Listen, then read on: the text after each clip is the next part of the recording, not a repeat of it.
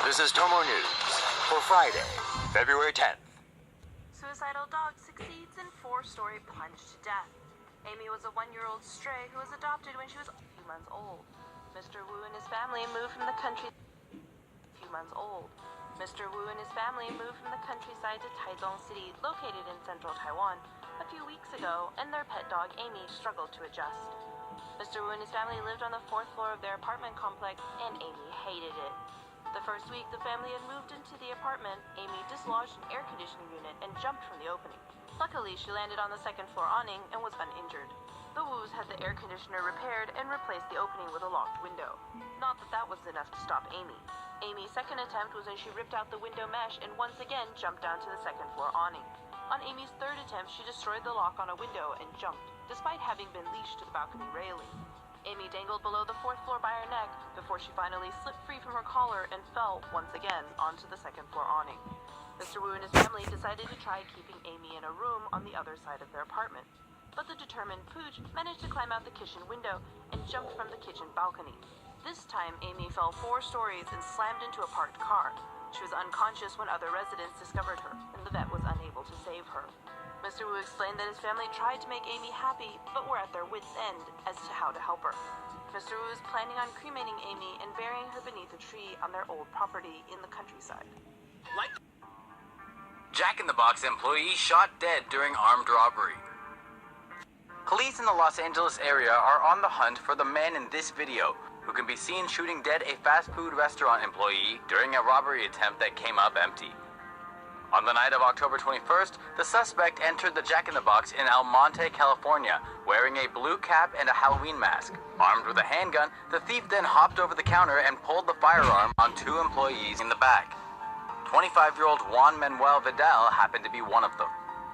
The masked man demanded Vidal hand over the cash available in the restaurant, but there was none to be had.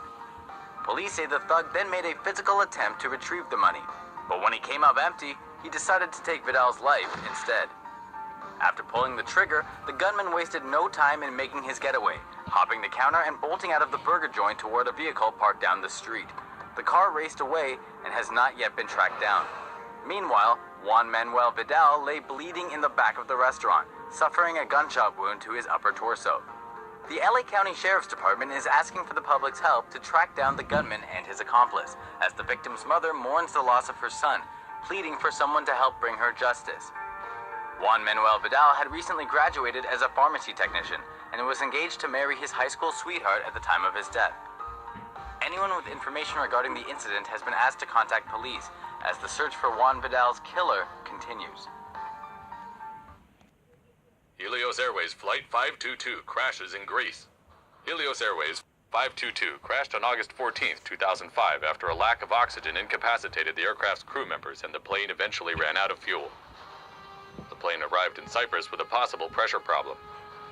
The pressurization system was set to manual after a pressure check. Just before takeoff, flight crews managed to overlook the error at 3 different opportunities. The aircraft departed Larnaca International Airport at 9:07 a.m., heading to Prague with a stopover in Athens. Cabin altitude warning horns sounded as the plane continued to ascend.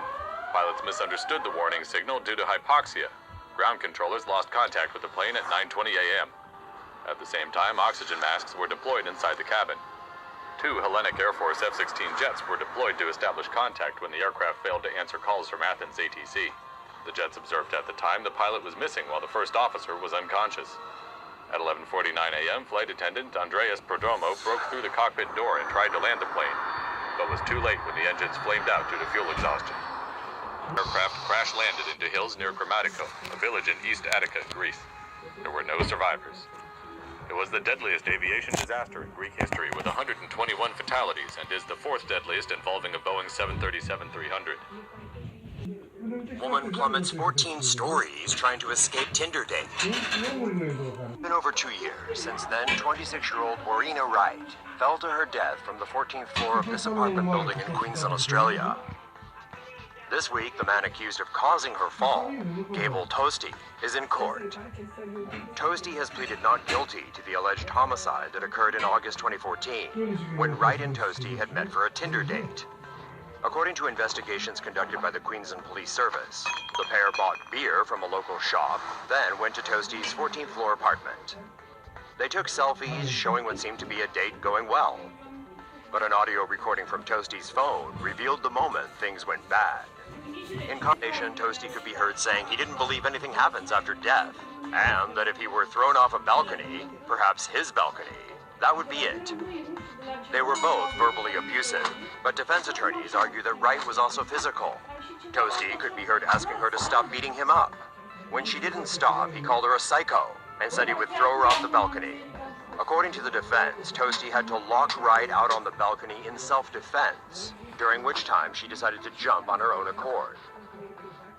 But prosecutors say the playboy of the local club scene gave Wright no choice but to jump in order to escape. Therefore, he should be held responsible for her death.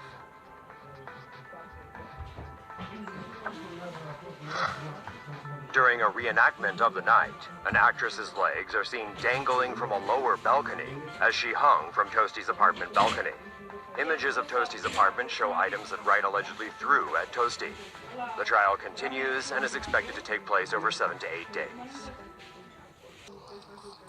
Man comes back from Belize with a nasty flesh-eating bug.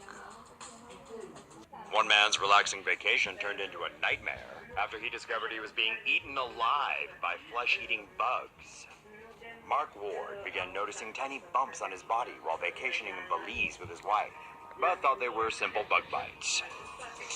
In reality, Ward had been bitten by a sandfly and infected with a deadly parasite that was now multiplying inside his body. Within days, the bumps had developed into huge lesions, and Ward could feel the flesh-eating parasites ravaging him from the inside. He lost weight and was constantly tired, but it wasn't until moving his hand became painful that Ward decided to seek medical help. The couple tried getting treated in Belize, but soon flew back home to Arizona. Doctors were initially baffled as to what was causing the infection, but with the help of a specialist, they soon managed to diagnose and cure him. The parasite that Ward contracted is not often found in the U.S., though other flesh-eating bugs, like a brain-eating amoeba, have recently caused panic in the South. Deputy Warden at local jail accused of sexual assault. In Taiwan, a woman identified by her last name Lin accused the deputy warden at the local jail of sexual harassment and rape. Lin, who is also employed at the prison, said that for the past month the deputy warden had been sexually harassing her after work hours. She says he purposely required that she stay for overtime, then sexually molested her after everyone else had gone home. A few weeks ago, he began raping her. Lynn confessed that initially she went along with it because she was afraid of losing her job. However, when she found the courage to refuse him, the deputy warden became violent and raped her. Lynn has reported the incidents and harassment to authorities. Authorities are still conducting their investigation into the allegations.